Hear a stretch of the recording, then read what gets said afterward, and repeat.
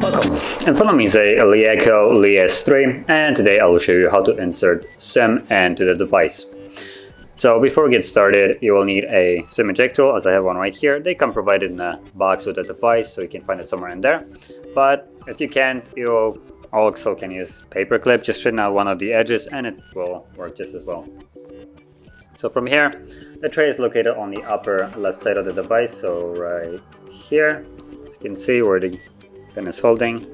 So push it in and you'll see that the tray pops out. And from here you have access to two different SIM slots. You can place a card on either one of them, or you can place two of those. Unfortunately, there is no space for SD card, so that's a shame. There we go. So you can place like so, or next to here. If it will not fall out, that would be nice. There we go. Like so. Make sure that it's laying flush, as this one is.